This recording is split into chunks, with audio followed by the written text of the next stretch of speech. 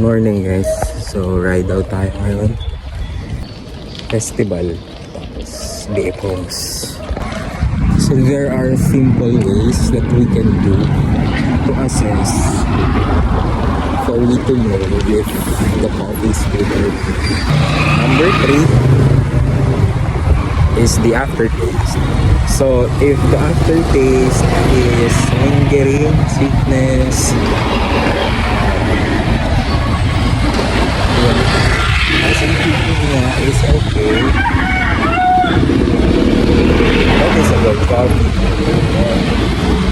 Pero kapag yung coffee niya ay kapag yung lasa niya ay lasang bitterness lang, tapos sobrang ang tagal mawala ng lasa ng bitterness niya, that's a bad